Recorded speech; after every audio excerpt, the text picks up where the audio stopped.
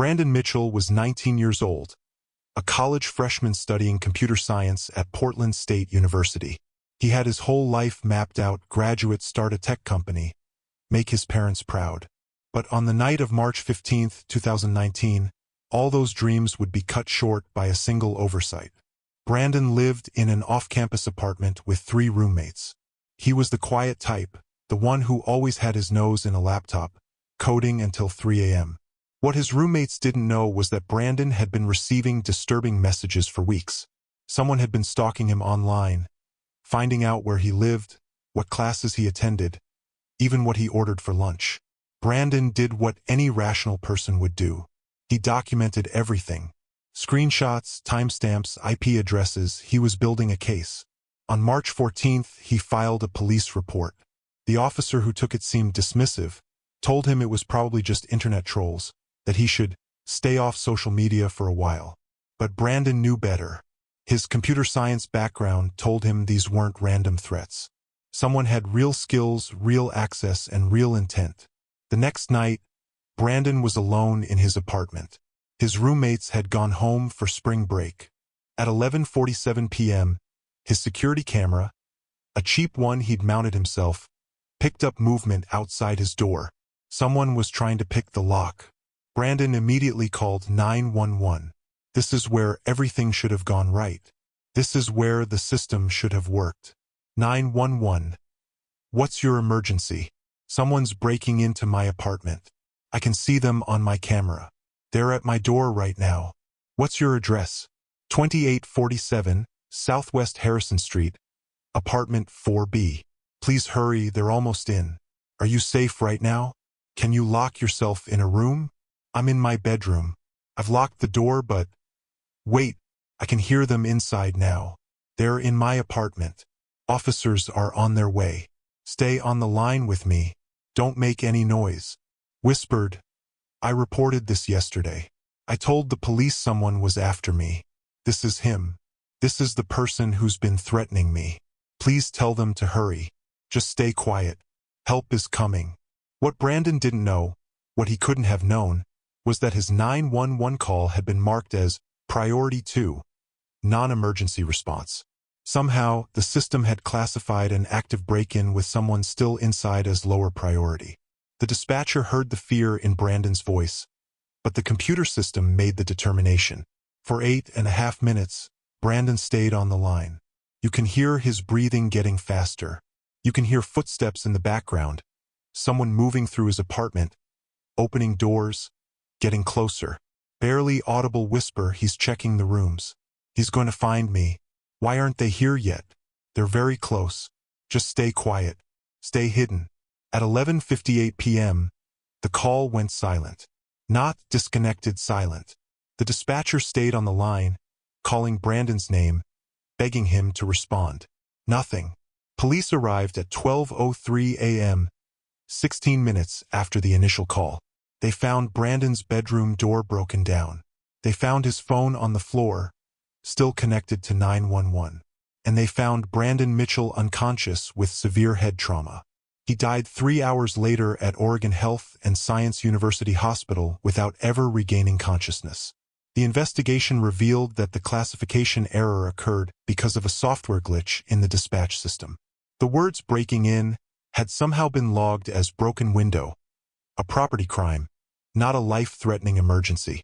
The stalker, a former online acquaintance who had developed an obsession, was caught 2 days later trying to flee to Canada. Brandon's parents filed a lawsuit that forced the city to overhaul its entire dispatch system. The settlement was $8.9 million. But no amount of money brings back a son who did everything right, who reported the threats, who called for help, who trusted the system to protect him. The recording. Heavy breathing. Please. Where are they? I can hear him in the hallway. Door handle jiggling. He's at my door. He's at my door right now. Silence. Hello? Hello? Connection maintained. No response. This is a call that should have ended with a rescue. Instead, it ended with a family's worst nightmare and a system that failed at the most critical moment.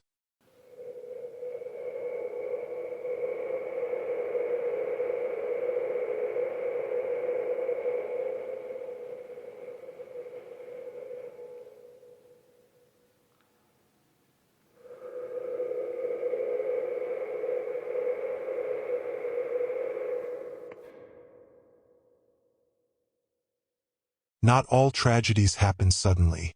Some unfold slowly, like a storm you can see coming from miles away but somehow still can't escape.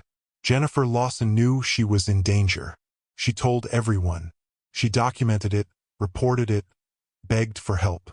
But the system wasn't designed to believe women like her until it was too late. Jennifer was 34 years old, a kindergarten teacher in Austin, Texas, and a mother to two beautiful daughters, Emma and Sophia, ages 6 and 4. On the surface, her life looked picture-perfect. But behind closed doors, Jennifer was living in terror. Her ex-husband, Marcus Lawson, couldn't accept the divorce. The restraining order meant nothing to him. He violated it 17 times. 17 documented violations. Each time, Jennifer called the police. Each time, Marcus received a warning, maybe spent a night in jail, then was released. Jennifer kept a journal. In it, she wrote, "If something happens to me, it won't be an accident. Marcus has told me multiple times that if he can't have me, no one will. He's said it to my face, he's texted it, he's screamed it outside my house at 2 a.m. I'm documenting this because I'm terrified I'm running out of time." Jennifer's friends noticed the change in her. She stopped going out. She installed extra locks, cameras, and even kept pepper spray in every room. She was preparing for war in her own home. On October 8, 2020, Jennifer picked up her daughters from school like she did every day. But this time, Marcus was waiting in the parking lot. He wasn't supposed to be within 500 feet of her or the children. Jennifer immediately called 911 while getting her daughters into the car. 911, what's your emergency? It's my ex-husband. He's here at the school. He has a restraining order. He's not supposed to be here. Is he threatening you? He's just staring at me from his car. But you don't understand. He's violated the restraining order 17 times. I have it all documented. Every single time. Asterisk, ma'am, if he's not actively threatening you right now, we can send an officer to file a report. But, no, you need to send someone now. He's escalating. Last week, he showed up at my house with a crowbar. I have the police report. This is serious. I'm dispatching an officer to your location. Can you leave the area? I'm leaving right now with my kids. But please, you need to understand, this isn't just a violation. He's going to hurt me. I know he is. An officer arrived 25 minutes later. Marcus had already left. The officer filed another report. Another piece of paper in a growing stack that no one seemed to take seriously. 3 days later, on October 11th, Jennifer dropped her daughters off at her mother's house for the night. She told her mother she wasn't feeling safe, that she wanted the girls somewhere secure. Her mother begged her to stay too, but Jennifer said she had to go home to prepare for work the next day. At 9:23 p.m., Jennifer called 911 for the last time. 911, what's your emergency? He's breaking down my door. Marcus is here and he's breaking down my door. I need help right now. What's your address? 4521 Meadowbrook Lane. Please hurry. He's inside. He's inside the house. Asterisk, ma'am. Stay on the line. Officers are being dispatched. I'm hiding in the bathroom. I can hear him. He's yelling my name. Please, please, I told you this was going to happen. I told everyone. Help is on the way. Is there a weapon in the house? Crying. I don't know what he has. Oh God, he's at the bathroom door. Marcus. Please. The police are coming. Banging sounds. Screaming. Gunshots, 3 distinct pops. Silence. Police arrived 4 minutes later. They found Marcus Lawson in the driveway, gun still in hand. He surrendered without resistance. Inside, they found Jennifer Lawson dead from multiple gunshot wounds. The 911 call captured everything. Her terror, her last words, her final moments. And worst of all, it captured the reality that she had predicted this exact outcome and no one had protected her. The investigation revealed systematic failures. The restraining order violations had been treated as low-priority nuisance calls. There was no escalation protocol for repeat offenders. Jennifer had called for help 17 times before that final, fatal call. Marcus Lawson was convicted of first-degree murder and sentenced to life without parole. But for Jennifer's daughters, Emma and Sophia. Justice doesn't bring their mother back. Texas implemented Jennifer's Law in 2022, requiring immediate arrest and prosecution for repeat restraining order violations. But it came too late for the woman who knew she was running out of time and couldn't make anyone listen. The recording. He's breaking the door down. Wood splintering. Please God. Please send someone. Marcus. Don't do this. Think about the girls. Gunshots. Operator calling ma'am? Ma'am, are you there? Jennifer. Can you hear me? Silence. Some calls don't just haunt the operators. They expose the cracks in a system that values protocol over human life.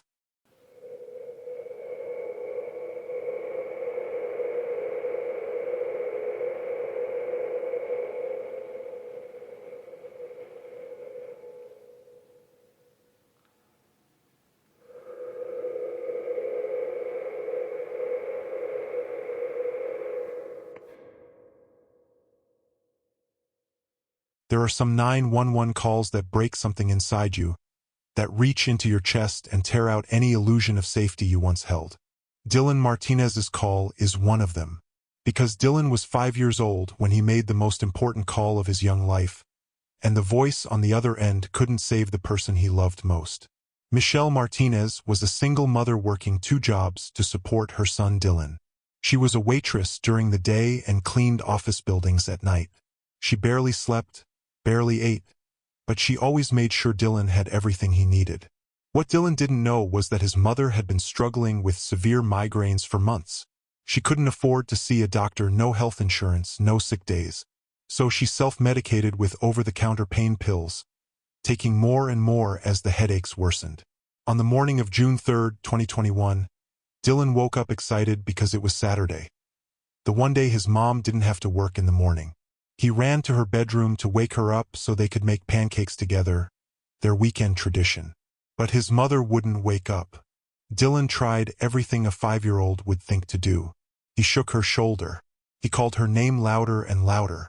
He brought her a cup of water from the bathroom. Nothing worked. Then Dylan remembered what his mother had taught him. If something's really wrong and mommy can't help, you call 911. So that's what he did. 911, what's your emergency? Small child's voice, my mommy won't wake up. Hi, sweetie. What's your name? Dylan. Okay, Dylan, you're doing really good calling me. How old are you? I'm 5. I'm 5.5. That's great, Dylan. Can you tell me what's wrong with mommy? She won't wake up. I tried and tried, but she just keeps sleeping. Her eyes are closed and she's really, really sleepy. Is she breathing? Can you see her chest moving up and down? Pause. I don't know. How do I check? Asterisk, put your hand on her chest and tell me if you feel it going up and down. Pauses. It's going really slow. Like really, really slow. Mommy? Mommy? Please wake up. Dylan, you're being so brave. I'm sending help to your house right now. Can you tell me your address? Crying, I don't know it. I'm only 5. I don't know my address. That's okay, sweetie. Do you know what street you live on? What does your house look like? It's the yellow one. We live in the yellow house. There's a red car outside. That's really helpful. Can you see any numbers on your house? Maybe by the door? Sounds of movement. I'm looking. There's a 7 and a 4 and another 4. 744, that's perfect, Dylan. What about the street name? Is there a sign? Long pause. I can't read it. The words are too big. This went on for 11 agonizing minutes. The dispatcher used the phone's location services to narrow down the area, but in the apartment complex where Dylan lived, there were multiple yellow buildings. Emergency responders were searching while Dylan stayed on the line. This tiny voice begging his mother to wake up. Dylan, can you unlock the front door so the helpers can come in? Sound of effort. I can't reach it. It's too high. Mommy? Mommy, please wake up. The phone lady says helpers are coming. It's okay, they'll get in. You're doing everything right. Can you stay with mommy and keep talking to me? Is my mommy going to die? The helpers are really close now, Dylan. They're going to take care of her. But is she going to die? I don't want my mommy to die. Asterisk. Pause. The helpers are really good at their job. Okay? They're almost there. At minute 13, Paramedics finally located the correct apartment. They had to break down the door. They found Dylan sitting next to his mother's bed, still holding the phone, tears streaming down his face. Michelle Martinez had suffered a brain aneurysm, likely triggered by months of untreated migraines and the massive doses of pain medication. She was rushed to the hospital but never regained consciousness. She was declared brain dead 2 days later. Dylan's call had been perfect given his age. He had done everything a 5-year-old could possibly do. But it wasn't enough. The delay in locating the apartment, the precious minutes lost trying to get address information from a child who barely understood what an address was. Those minutes made the difference. Dylan now lives with his aunt and uncle. He's 9 years old now and doing well in school. But he doesn't talk about that phone call. His therapist says he may never fully process what happened that morning. The recording of Dylan's 911 call was used in training programs across the country to teach parents the importance of making sure even young children know their full address. It sparked a national campaign called Teach Me My Address that has helped countless families prepare for emergencies. But for one little boy who did everything right, it's a reminder that sometimes, even when you do everything right, you can still lose everything. The recording. Child crying, "Mommy, please." The lady on the phone says, "You need to wake up." Dispatcher, "Dylan, you're so brave. Help is coming. Can you make my mommy wake up? Can you tell them to hurry? They're coming as fast as they can, sweetie." Sobbing, "I don't want to be alone. I want my mommy. You're not alone. I'm right here with you. I'm not going anywhere." Sirens in distance. Dylan, crying, "Mommy, helpers are here. You're going to be okay now. Mommy?" Some calls end with rescue. Some end with tragedy. And some end with a child learning that the world isn't always fair, and that love isn't always enough to save the people we need most. These calls represent something more than tragedy. They represent the moments when our safety nets fail, when the systems we trust betray us, when doing everything right still isn't enough. Kyle believed help was coming. Brandon trusted the police would prioritize his emergency. Jennifer warned everyone and still couldn't be saved. And Dylan was just a little boy who wanted his mommy to wake up. Each of these calls led to policy changes, new laws, better training. Lives were lost, but the system learned. The question is, why does it take a tragedy for change to happen? If these stories affect you, that's the point. These aren't entertainment. They're warnings. They're wake-up calls in themselves. They remind us that emergency services are run by humans, with human errors, in systems with fatal flaws. Check your smoke detectors. Teach your children your address. Document threats. Trust your instincts. And remember, when you call 911, you're not just making a phone call. You're putting your life in the hands of strangers who are doing their best in a system that doesn't always work the way it should. These are the calls that changed everything. And they echo still. Subscribe to never miss a story, because the next call could be yours.